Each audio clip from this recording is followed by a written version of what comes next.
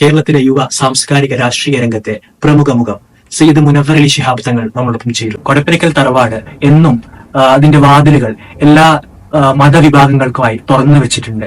പ്രതിസന്ധി ഘട്ടത്തിലും അതോടൊപ്പം തന്നെ പല കാര്യത്തിലും തങ്ങളടക്കം കുടുംബം എടുത്തിരിക്കുന്ന നിലപാടുകൾ, മുനമ്പം ഇഷ്യൂ ആയാലും അതേപോലെ ബാബരി മസ്ജിദ് അടക്കമുള്ള പല ഇഷ്യൂകളിലും മതസൗഹാർദ്ദം കൂട്ടിയുറപ്പിക്കാൻ വേണ്ടി എടുത്ത നിലപാടുകൾ, അതിനെക്കുറിച്ച് മുസ്ലിം ലീഗ് എന്നും ഇവിടെ ക്രമസമാധാനം ഉണ്ടാക്കാനും സമാധാനപരമായ അന്തരീക്ഷം ഉണ്ടാക്കാനാണ് ശ്രമിച്ചിട്ടുള്ളത്. ഞങ്ങളുടെ പിതാവുള്ള സമയത്തായിരുന്നു ബാബരി മസ്ജിദ് തകർന്നത് 92-ല്.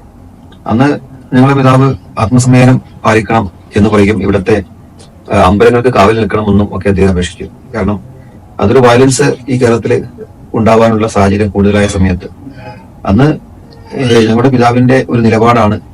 അന്ന് കരുണാകരൻ ആയിരുന്നു മുഖ്യമന്ത്രിയും ആഭ്യന്തരമന്ത്രിയും. അദ്ദേഹത്തിന് കേരളത്തില് ക്രമസമാധാനം ഉണ്ടാക്കാൻ ഞങ്ങളുടെ പിതാവിന്റെ ആ പ്രസ്താവന ഏറെ ഉപകരിച്ചു എന്ന് അദ്ദേഹം പറഞ്ഞു.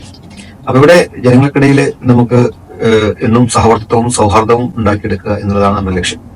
അതിന് വിപരീതമായി പ്രവർത്തിക്കുന്ന ഏത് ഘടകങ്ങളെയും ഒറ്റപ്പെടുത്തുക എന്നുള്ളതാണ് നമുക്കൊക്കെ ചെയ്യാനുള്ളത്. ഇവിടെ പല വിഷയങ്ങളും വൈകാരികമായി കൊണ്ടുവരാൻ വേണ്ടി BJP സർക്കാർ ശ്രമിക്കുന്നുണ്ട്.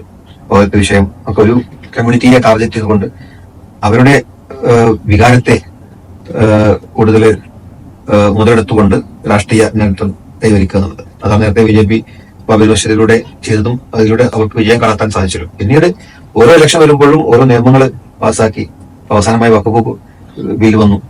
അപ്പൊ കേരളത്തിൽ മുനമ്പം വിഷയം വഷളാക്കാൻ വേണ്ടി ഒരു കൂട്ടം ശ്രമിക്കുന്നു. അപ്പൊ ഇവിടെ എല്ലാവർക്കും സ്വാതന്ത്ര്യത്തോടു കൂടി ജീവിക്കാനുള്ള സാഹചര്യം ഉണ്ടാക്കാൻ മുസ്ലിം എന്നും നിലനിന്നിട്ടുണ്ട്. ഇപ്പൊ ഇവിടെ ഞങ്ങളുടെ പിതാവ് അങ്ങാടിപ്പുറത്തെ തലക്ഷേത്രത്തില് അവിടെ സാമൂഹിക തീ വെച്ചപ്പോൾ അവിടെ ആദ്യം പോയി അദ്ദേഹമാണ് സന്ദർശിച്ചതും അത് പുനർ പ്രവർത്തനത്തിന് അദ്ദേഹമാണ് സഹായിച്ചതും. അപ്പൊ അങ്ങനെ ഇവിടെ എന്ത് രീതിയിലും ഈ സാമൂഹികമായ സ്പർദ്ധ ഉണ്ടാക്കുമ്പോൾ അതിനെ ഒറ്റക്കെട്ടായി നേരിടാനും ഇവിടെ എന്നും സമൂഹത്തിലെ ഈ സമുദായത്തിന്റെ ഐക്യവും എല്ലാ മതവിശ്വാസികളും തമ്മിൽ യോജിച്ചുകൊണ്ട് മുന്നോട്ട് പോകുന്ന ഒരു സാഹചര്യം ഉണ്ടാക്കിയെടുക്കാൻ മുസ്ലിം ലീഗ് എന്നും മുന്നോട്ട് വന്നിട്ടുണ്ട്.